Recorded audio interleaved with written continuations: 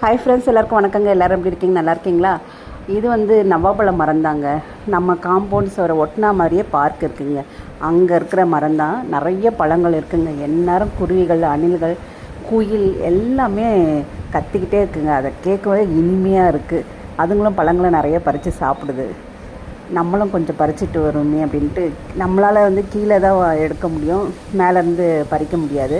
ஊர்லேருந்து தம்பி வந்ததும் பறித்து தரியானோன்னு காம்பவுண்ட் சுவரை வந்து, ஏன்னா அவன் ஏற்கனவே வந்து கொஞ்சம் மரங்களெல்லாம் வெட்டி விட காம்பவுண்ட் சுவர் மேலே தான் நின்றுட்டு இருந்தான்.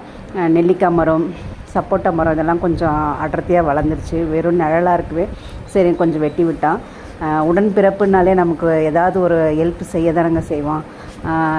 ஊர்லேருந்து வந்தாலே போதுங்க, எதனாலும் செஞ்சுருவான். இந்த வாட்டி வந்து எல்லாத்தையும் கொஞ்சம் இலைத்தழைகள்லாம் கழிச்சு விட்டு தேங்காய் அறுத்து கொடுத்தாங்க. அப்படியே பார்க்கிலேருந்து இந்த பழங்களையும் கொஞ்சம் மரத்தில் தான் ஏறி அறுத்தான். எனக்கு கீழே அதை பார்க்க தான் கீழே இருக்கிற மாதிரி இருக்குங்க. மேலே ஏறினா தான் அது கிடைக்குது. அப்புறம் கொஞ்சம் உலுக்கி விட்டு கீழே இருக்கிறதையும் எடுத்து கொடுத்தான். பழம் நல்லா இனிப்பாக தாங்க இருக்குது, நாட்டுப்பழம். ஆனால் கொட்டையாக இருக்குங்க. ரொம்ப சதைப்பற்று கிடையாது, கொட்டையாக இருக்குது. ஆனால் சாப்பிட டேஸ்ட்டாக இருக்குது. இருந்தாலும் கடையில் வாங்கி சாப்பிட்றதோட இப்படி பறித்து சாப்பிட்றதுல சுகம் தானேங்க. நம்ம வீட்டு பக்கத்துலேயே இருக்கும்போது அப்புறம் என்ன, அதனால் பறிச்சாச்சு. அப்புறம் நெல்லிக்காய் இருந்ததுங்க. ஒரு சில கிளைகள்லாம் வந்து ஹைட்டாக போனதெல்லாம் வெட்டி விட்டுட்டான். நிறைய நெல்லிக்காய் பிஞ்சு இருந்தது. அதில் கொஞ்சம் நெல்லிக்காய் மட்டும் எடுத்துட்டோம். மீதியெல்லாம் கொஞ்சம் நல்லா முத்தட்டன்னு நிறைய பிஞ்சுகளாக தான் இருக்குது. அதனால் அந்த ஒரு கிளையை விட்டாச்சு. அதுலேருந்தும் கொஞ்சம் பறித்து எடுத்துக்கிட்டோம்.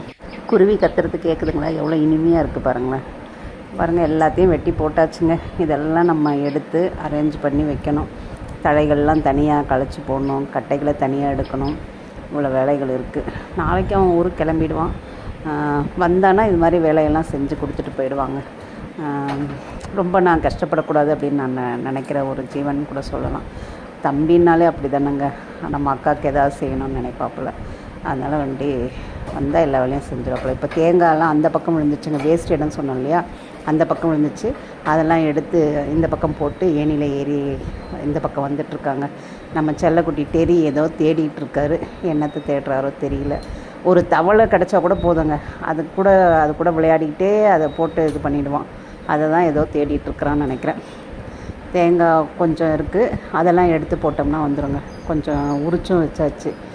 எனக்கு செடியெல்லாம் வளர்க்கணும் ரொம்ப பிடிக்குங்க. அதனாலேயே எங்கள் வீட்டில் வந்து வீடு கட்டாமல் ஒரு 3 சென்ட் இடம் தோட்டத்துக்காக விட்டு வச்சுருக்காருங்க. எனக்கு அந்த செடி கொடிகளை பார்த்தா தாங்க மனசுக்கே ஒரு திருப்தியாக இருக்கும்.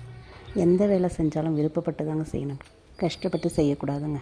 அப்புறம் கொய்யா மரத்துலேயும் கொய்யாக்காய் இருந்ததுங்க. அதையும் பறித்து கொடுத்தா நாவப்பழம், நெல்லிக்காய், கொய்யா. ஓகே ஃப்ரெண்ட்ஸ், பிடிச்சிருந்தா லைக் பண்ணுங்கள். தேங்க்யூ.